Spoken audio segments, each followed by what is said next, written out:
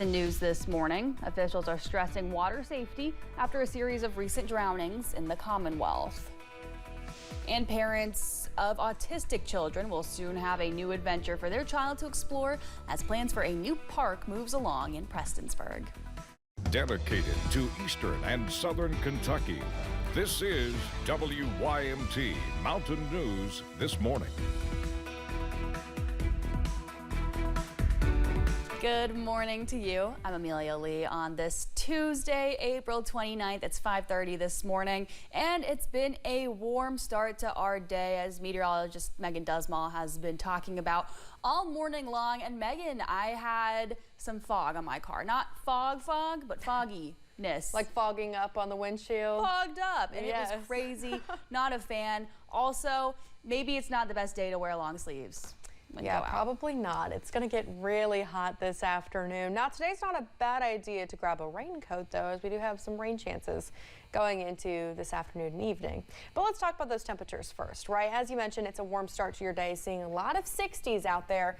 69 degrees, believe it or not, in Monticello. 66 in Jacksboro, seeing the coolest temperatures right now. 53 in Clintwood and 52 in Louisa. But forecast highs, definitely going to be a warm one, looking in the low to mid 80s. So be prepared for those warmer temperatures. Maybe don't bring those long sleeves, but bring that rain jacket, as I mentioned, because here's a look at what we're expecting now, nice and clear.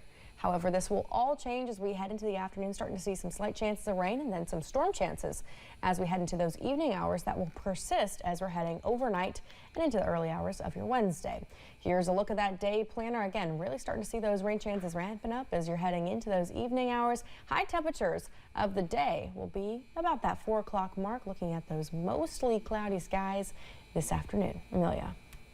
One person is dead after a house fire in Laurel County. Members with the Laurel County Major Crimes Task Force responded to the fire yesterday morning at a home on Patton Road. Deputies say 66-year-old Stanley Crisp of East Bernstadt died. The State Fire Marshal's office is investigating the fire. A drowning investigation is underway after a man was swept underwater in a river in Whitley County. Fish and wildlife officials say they received a call about the incident Sunday. They say a 37-year-old man was swept underwater in the Cumberland River close to the Ballard Ford Memorial Boat Ramp in Williamsburg. They say multiple witnesses saw the man enter the water and that he did not resurface. Crews are still working to recover his body. Emergency crews say as the weather gets warmer, they expect more people to be out on the water. This comes after a deadly boat crash on Lake Cumberland over the weekend, in addition to the Whitley County drowning. The Lexington Fire Department helped respond to a drowning last year. They say wearing a life jacket, light and loose clothing, and being out with a friend are ways to prioritize safety. But Battalion Chief Derek Roberts says there's always a risk. You don't always know what's below the water, especially in lakes, ponds, stuff like that. You have fishing line that somebody, they tried to reel that in years ago. It's left there. That's now a hazard for you.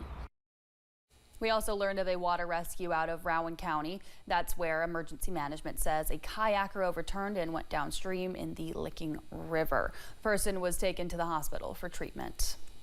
The man charged with murder in a deadly Floyd County shooting appeared in court yesterday morning. Larry Johnson's bond was set at $5 million. Police say Johnson shot and killed Stephen Adkins. That shooting happened on Friday in the area of the Kentucky 321 and the Auxier Bridge. Johnson was arrested on Saturday after police were able to track him down, and now a preliminary hearing is set for May 5th at 1:30. A Perry County man is facing charges after being accused of kidnapping a minor. Hazard police received a call about the incident at Hopper Circle Sunday. After investigating, they found Andrew Oliver with the minor on a four-wheeler. Police say they then saw Oliver getting onto Lots Creek Road, and he was later arrested after he took the four-wheeler over an embankment. Police charged a man with domestic violence after a call in McCreary County. Sheriff's deputies were called to a home on Cherry Lane last week, and when they arrived, they say Joey Baker told them he was armed and pulled out a gun. Police say Baker tried to pull away from them and resist his arrest. He was taken to the Knox County Detention Center. A Mingo County, West Virginia man was sentenced to 15 years in prison for the production of child pornography. According to court documents, in November 2019, Cameron Newsom used his cell phone to take pictures of a young child while the child was naked from the waist down. Newsom admitted to taking the photos and storing them on an online file storage account. He must also pay $7,000 in restitution and register as a sex offender. As we mentioned last week, FEMA deadlines for February flood victims are quickly approaching. April 30th, that is tomorrow, is the deadline for the buyout program. SBA and FEMA individual assistance deadlines are now May 25th. Scott McReynolds with the Housing Development Alliance says more than just February flood survivors can apply for the FEMA buyout program. So it's a great opportunity for people to consider selling their existing home, getting the value of that, the pre-flood value if it was damaged, and then using that money to help buy a new home that'll never flood. We have a list of where you can apply for assistance with this story on our website, WYMT.com, and on the WYMT News app. Sustainability was a key topic at a summit held at the University of Kentucky yesterday. The event was organized by Bluegrass Green Source. Its goal was to inspire Kentuckians to make a positive change. Everyone from community and business leaders to council members and the next generation of leaders were in attendance. We have high school and college students that will be talking about their thoughts for the future because they're the ones that are going to be taking it over from us. We want to make sure that everybody understands that whatever it is that you're doing collectively, we make a really big difference. Bluegrass Green Source told our sister station they do have their date set for April 2026. A section of the Hal Rogers Parkway will be closed later this week. Transportation Cabinet officials say the parkway at mile point 1.618 in Laurel County will be closed at 9 Thursday evening. Officials say this is happening because of the demolition of the Slate Lick Road overpass bridge. The intersection of Kentucky 30 with Kentucky 638 will be blocked, and that area is expected to reopen Friday morning at 6.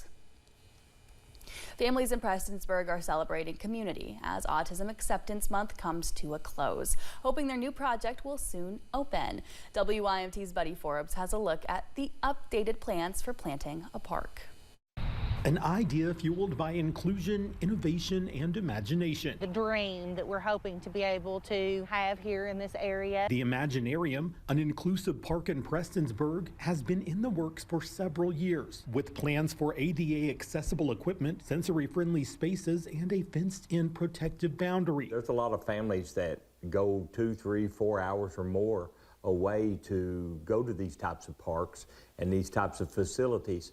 And now they're going to be able to do it closer to home. Last week, the renderings of the space families have been rallying for were unveiled on the site of its future home on the Big Sandy Community and Technical College campus. You could just see the tears in the eyes of these families knowing what's coming and can't wait. Can't wait to see it be here. The dream began with a vision by Courtney Kreider and her husband Chris, who have 3 children, 2 of them diagnosed with autism. She wanted her community to create a space where kids like hers could simply be kids. This means everything to me. Every single piece of equipment on this park is going to be a place where my child who has mobility issues can play, my child that has sensory issues that can play, and my child that has no needs but just to have a safe place with her siblings can play. She says the project has since received $516,000 in funding and is moving full steam ahead under the Kent Rose Foundation. But in order to bring the rendering into reality, the park needs more partners. We need more money to be able to make this happen for this area,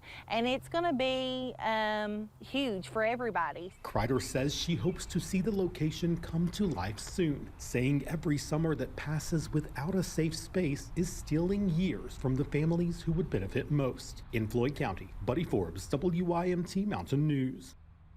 The park is a partnership with the Kent Rose Foundation, Big Sandy Community and Technical College, and the City of Prestonsburg. You can learn more by going to WYMT.com or our news app. Well, the Louisville Orchestra is paying a visit to Floyd County tonight. The orchestra is presenting In Harmony, the Commonwealth Tour of the Louisville Orchestra at the Mountain Arts Center in Prestonsburg. The concert starts at 7:30 this evening. The orchestra will also be at the Floyd County Library in Prestonsburg at 1 this afternoon for a special community event. Well, it's 5:39. Still to come this morning, Portugal and Spain experienced a power outage that left both countries on standstill for hours. And I'll have more on tonight's storm chances after the break.